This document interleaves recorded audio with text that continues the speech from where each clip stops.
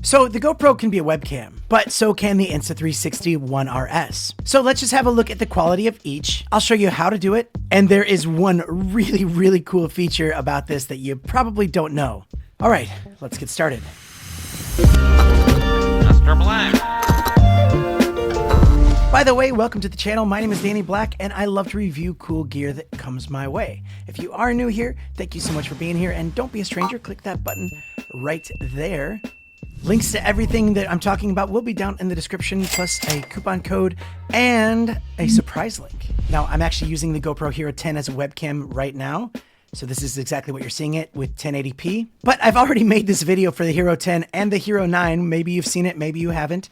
But I'll just give you a quick rundown on how to set it up. So all you have to do is download the GoPro webcam utility software. I'll put the link down in the description where you can get that. And obviously install that software on your computer. And then you just plug your GoPro right into your computer and it will show up as a webcam. So if you're using Zoom or Skype or whatever you use a webcam for, you just select that as your camera source. And it's also pretty cool because you can have a preview of it. You can flip the image, you can pause the webcam. You can also change the lens. So for example, this is wide lens. Maybe this is too wide for you. So this is when it's on a narrow lens. So it's a little bit closer up and looks a bit better. And if you want it between wide and narrow, you could put it on the linear lens and this is what it looks like. Now, one thing that's really cool about the GoPro and the Hero 10 and the Hero 9 is that it actually gives you a preview on the front screen and it says when it's active. Now let's compare it to the Insta360 ONE RS. This is the Insta360 ONE RS with the 4K boost lens on.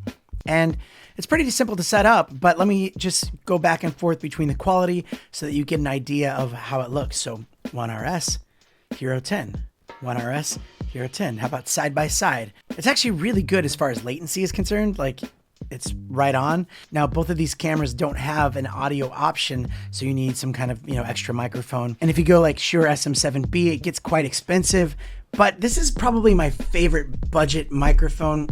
It is amazing. Actually, you're listening to it right now. This is the Simor Wave UI, and I'll put a link down in the description on where you can get it. But this thing is really good, especially for how inexpensive it is. So check that out. Yeah, you won't be sorry. You'll love this. Now, to get your Insta360 ONE RS to work, it's quite simple. You just swipe down on the screen and you go to your settings, you go to general, you go to USB mode, and you select webcam. And then you just plug it in. You don't need any additional software. So it's pretty simple. You can also enable the zoom function, and you can find that here in the same settings. You just enable it. So this is the zoom function, and what it does is it actually zooms in on you and follows you around. So if I wanted to come over here, it'll kind of track my face or whatever. And if I move back further, it'll actually zoom in to me a little bit more. That's pretty cool. In case you want to make sure that you're tracked wherever you're going in your office or something like that. It's nice to know that that's a thing that'll work, I guess, right?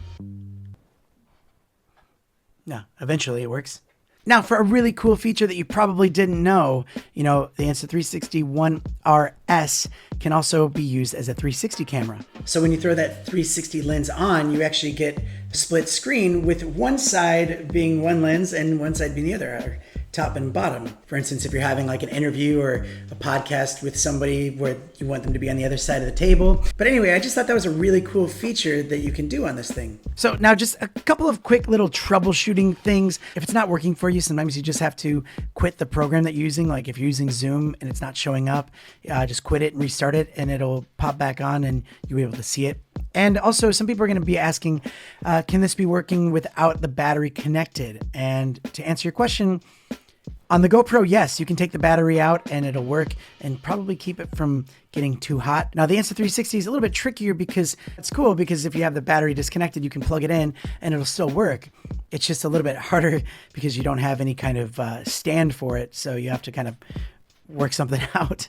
Now, if you do the same thing and it comes out grainy, it's probably because you don't have enough light. So make sure you get a lot of lights.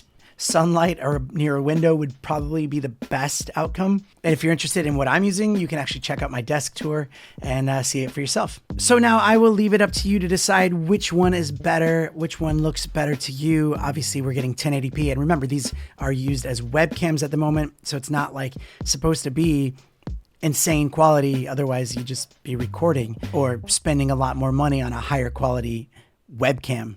But I do love that these companies are thinking about making these more versatile and adding webcam features to them, and a lot more features, which is awesome. So much more versatile. But that's it for today's video. If you made it this far, if you can click that button right there and give it a little like, that would be awesome. And a lot more videos to be making, so stay tuned, and I'll see you next time.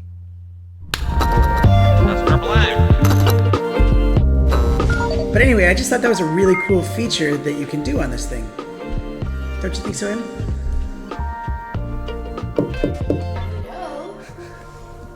Can we call you Uncle Blackie? No.